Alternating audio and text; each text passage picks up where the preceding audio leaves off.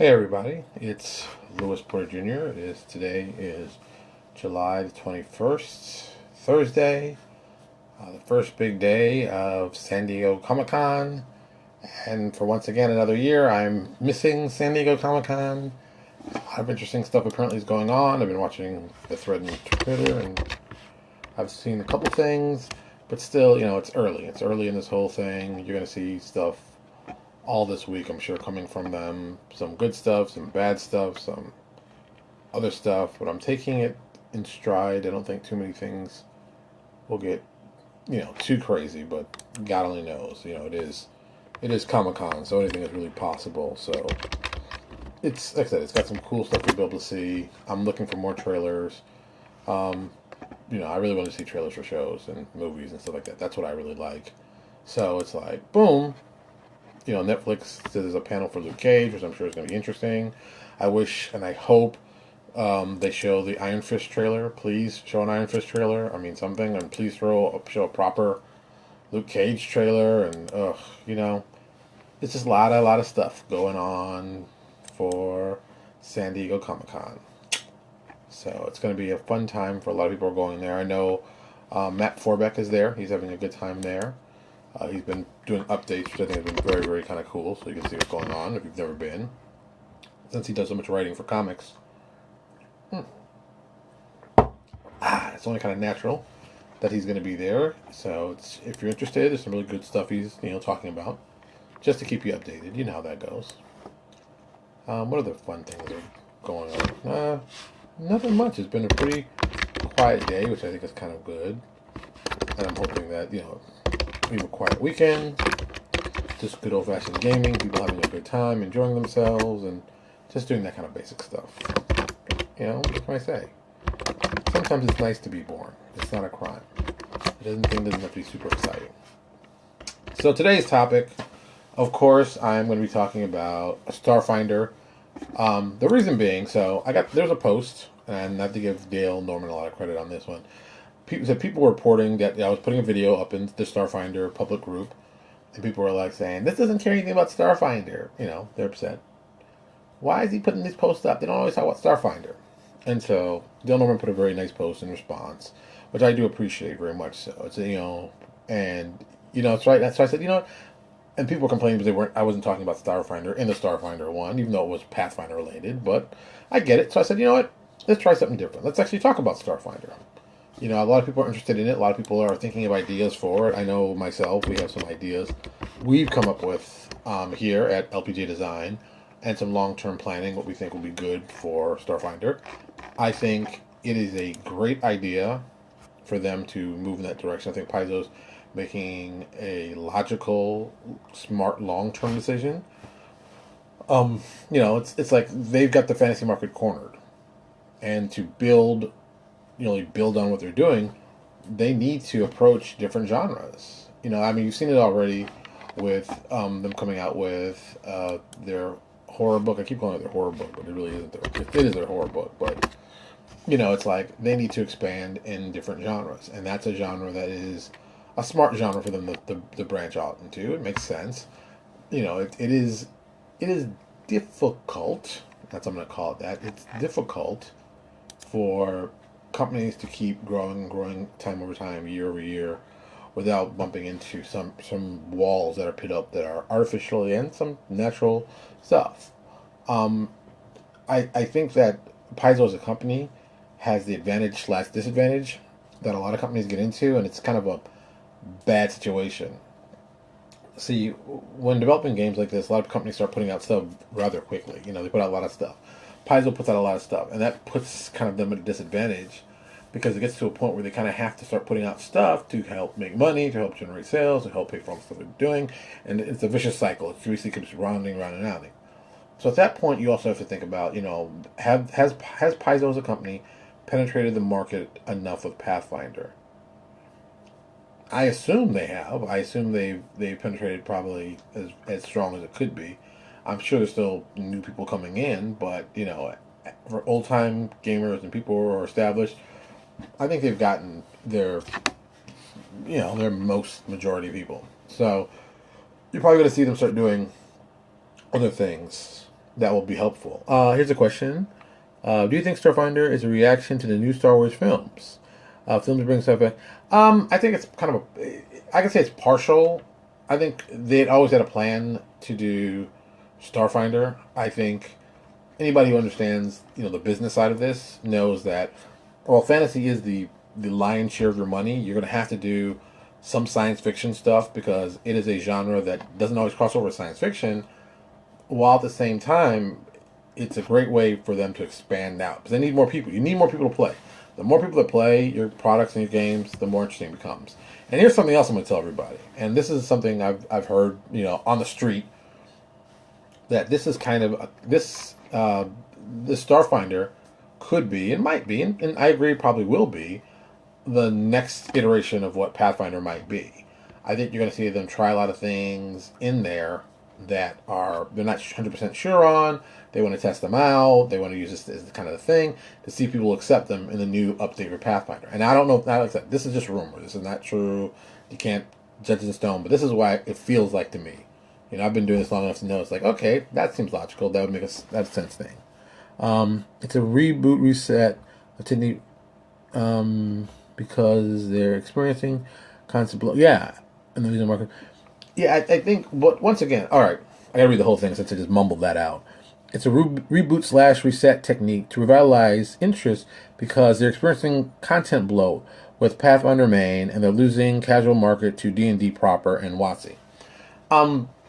People always say that kind of thing. They're like, oh, they're going to lose market share to D&D. D&D has a massive market share. Massive. Let's just call it like it is. It's a massive market share. And it doesn't have to be, a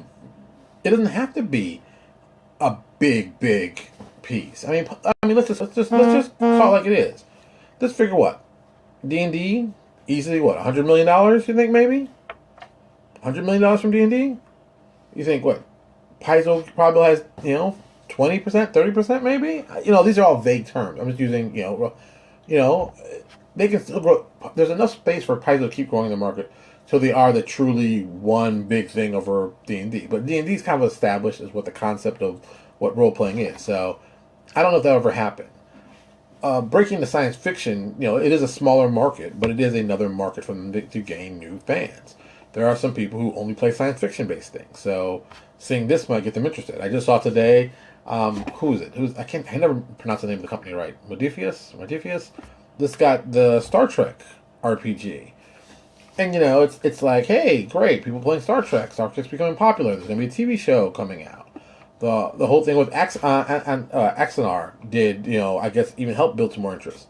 So I think people will want to see science fiction. I think people like science fiction. I know it myself. I love science fiction. I like science fiction more than I like traditional fantasy. I've always have. I just, But science fiction is such a broad spectrum. You can talk about, X-Files is science fiction. But so is Star Wars. So is Robotech. So is Cowboy Bebop. So is Space 1999. So is Battlestar Galactica. So, it runs the gambit. So it's like, what one person's vision of science fiction is, another person may not have the same vision. So, fantasy's kind of stuck in a couple tropes that have been established and people get, wizards look like this, fighters look like this, they use swords, they cast magic, they have elves, and those are kind of like set in stone. Science fiction is such a wide, broad swath of stuff you can do and ideas you can come up with. It's just tons of stuff. There's tons of stuff. So I think that Starfinder is going to do some cool stuff. I think rules-wise, it'll be some interesting stuff. The rule I'm really most interested to find out is combat. How do they handle ship-to-ship combat? Because that's a tough piece. That's another piece where the game slows down. You're playing any kind of space game, and then you have a ship-to-ship battle, and like one guy maybe pilots the ship, and one guy's shooting, while the rest of people are just standing around like, what do? We don't have anything to do. So it's like, I wonder what they have done to handle that situation, because that's a situation. People want to do more than just stand around and, oh, what are you doing? I'm watching them do something while I'm sitting around, and that's not good for gaming in general. So I wonder what the plan is. I know they've thought of something. I've not seen people playing it, but I don't know what it is. I haven't seen exactly what it is, but it's something. So I once again, it's another one of those systems, like a mini system. And I like mini games and mini systems, so it excites me. So I'm kind of wondering, what are they going to portray in that round? Where are they going to go in that one? So, it's got there's a lot of stuff, a lot of opening, and Paizo kind of has to stick very middle of the road of what they do for generic. But it's going to be a generic system that they got to play. I mean, Paizo is interesting and Pathfinder is interesting. It is. Galorian is pretty mainstream fantasy. It sticks right in the middle. You kind of have to have that. You gotta have to have that, and anytime you do kind of fantasy settings. So the same thing with science fiction. Now, all this said, the part that really interests me, 100% interests me, and everything else is kind of like, is the potential to use the engine from Starfinder for a modern game. I'm a big fan of modern games. I like modern games. I always have. So I'm hoping that they develop something out of that I can use for a modern game, and it probably will. And for someone like me, and I know even Owen Casey Stevens, since Owen is such a huge modern fan like I am, there might be something we can use develop to make some cool stuff. And even out of the modern stuff, you can do superhero stuff. So this is a great move by them to open up the game to more people. So like I said, I'm interested. I want to see more. I want to see more what they're planning. But at the same time, it's like, how is this going to affect sales? Because I go back to, in my head, back in the mid 90s. Yeah, mid 90s. Ooh, that's a long time ago. Mid 90s, early 2000s. You had Deadlands kind of did the same thing. Deadlands had their actual main game. A lot of people loved it. A lot of people thought it was interesting. People thought it was a cool thing. And then they spun it off and did a post-apocalyptic one. That was most popular, and then they did like a science fiction one on top of that. But the problem was they were cannibalizing their own fans. Because it was like, okay, play this game because you like the system. Now play this one that's kind of similar, but just different enough. And then play this one that's a little different from this one, but and you just cannibalize people. There wasn't a way to bring more people in. I think Starfinder's first and foremost problem has to be, don't cannibalize the group of people playing already, and how to get more new people to play. And I know, from a third-party point of view, I've already thought about, like, okay, I've got, tons and tons of stuff that I've done for D20 D20 Modern and D20 Future. So, I've got at least, no joke, 150 products that I can convert into Starfinder. Plus, there's tons of stuff that I already know that's OGL that is 100% able to convert it. A lot of it's fluff. And being an old collector since the dawn of time of PDFs, I've got a lot of stuff that isn't really available anymore. So like, well, that's open content. So why don't I use it? Why don't I convert it? Why don't I turn it to cards? I have lots of different options for it. But I want to see the rule set first. And let me just be honest with it too. When this rule set comes out for Starfinder, I'm going to say this, and I'll say it truthfully. I'm sure there's going to be some people who have the rule set, maybe not now, but most likely will have it probably after Gen Con.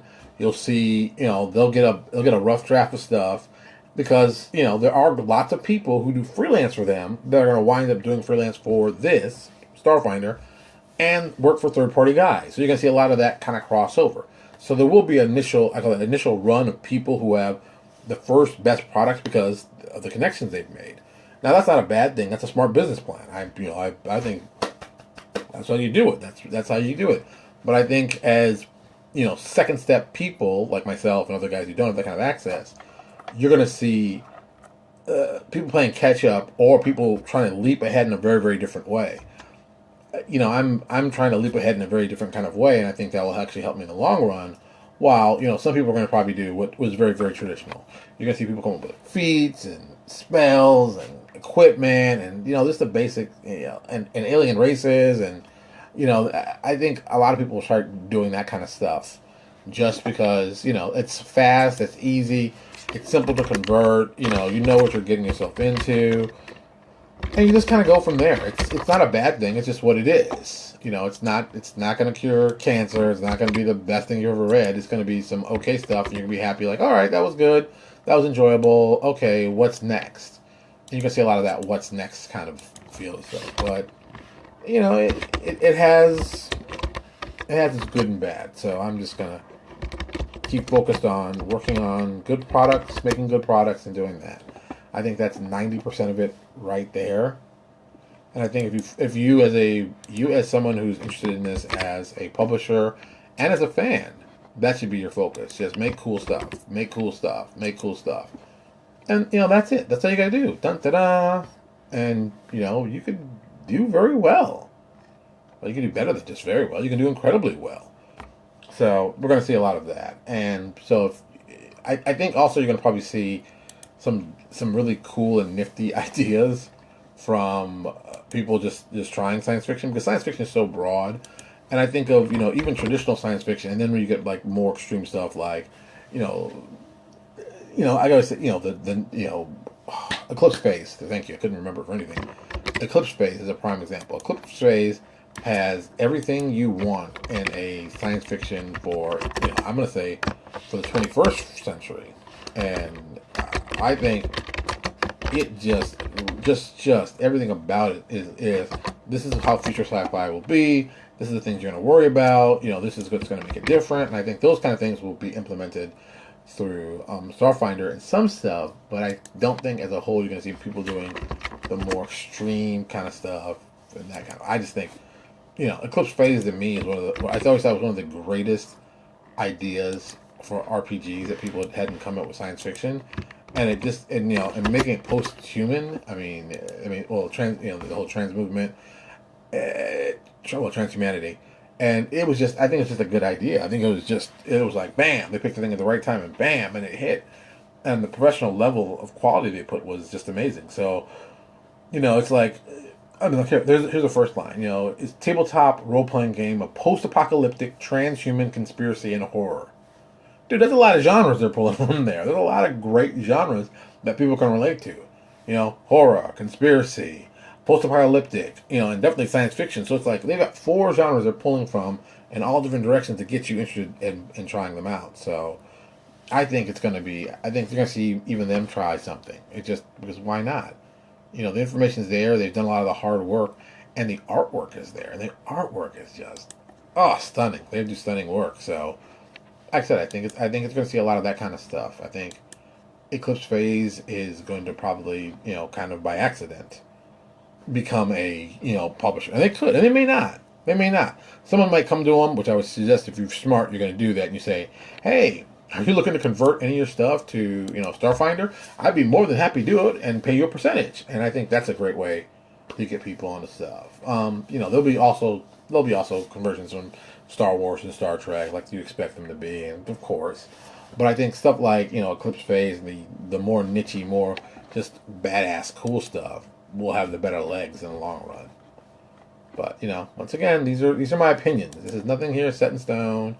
I could be totally wrong. I could maybe I don't have the right idea. Maybe I'm totally off. It's a possibility, but I think that the smart people and the smart money is about being creative, and that just oozes creativity.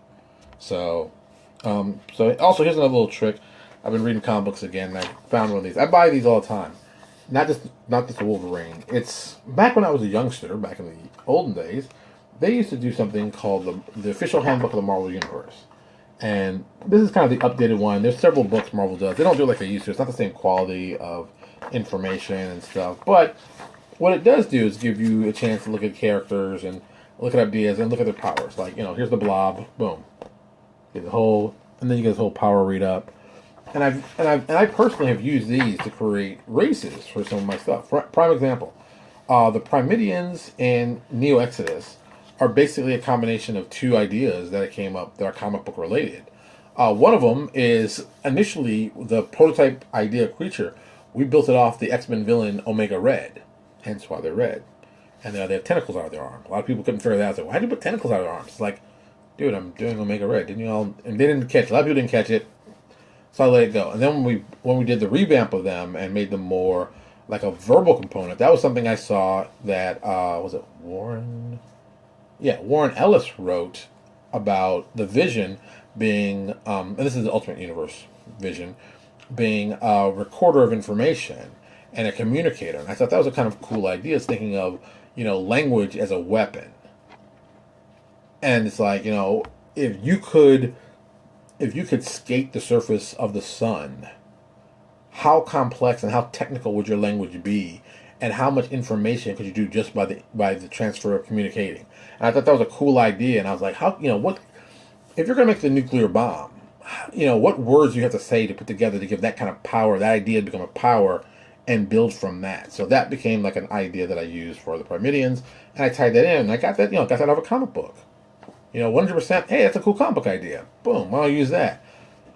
Same thing with the Khmer for Obsidian Apocalypse. We made these guys that are basically psionic blood, and they're parasites, and it's basically their bodies have been totally destroyed, and they only exist as this blood-like substance that's psionic.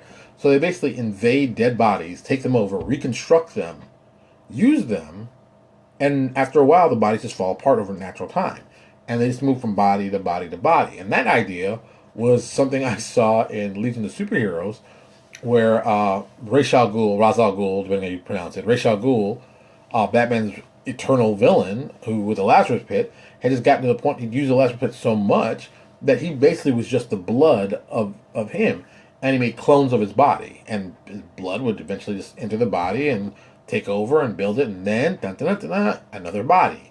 And I just thought that was a cool idea, and I wanted to do that for a horror game, which helped out so much. But like I said, there's so many good ideas and stuff that you can use to do science fiction things with. I mean, just take things. If you take a look at, I guess I'll talk about this one. If you take a look at Destiny, Destiny is one of those books. I mean, books. It's one of those games that uses fantasy tropes in a sci-fi way, and it's like, it's a smart idea, but the reverse works also. You could find fantasy tropes and turn them into cool sci-fi ideas. So it's just everyone. Oh well. Okay, Babylon 5. Babylon 5 does that a lot. I mean, even down to the point that the group's called the Rangers. It's not a surprise they're called that. They're called it for a reason. And just there's smart little ways that you can tie in all kinds of fun and interesting things into your upcoming Starfinder game. I think there's just a lot of just cool things you got to do. You gotta think about it. Just sit down, think about it, come up with a good idea, and just work it. Like I said, I'm not putting out rocket science here, but this is just some stuff to help you guys out. Because as you can guess, it's gonna get crowded very quickly with that. I think looking back to what happened with 3.0 to 3.5, and how many people rushed in to try to fill the void very quickly to gain some money very quickly with the updates and stuff like that.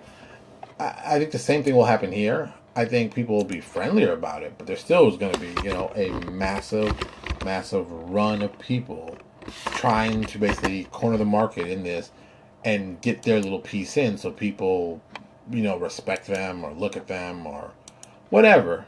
But it's one of those kind of things. I'm gonna use this link. I love this link. It's a link for Babylon 5 that I think is much more interesting than the Wikipedia one. So I think that's what's going to happen. I think, Starfinder will be a good seller for Paizo. I think Paizo will be very happy with what they see. And in the end, it'll be a nice financial situation. I think the only way this becomes a problem for Paizo is if they start doing what they've done with, Pathfinder, and they have like 4 supplements a month released for Starfinder. I think that's a bad idea.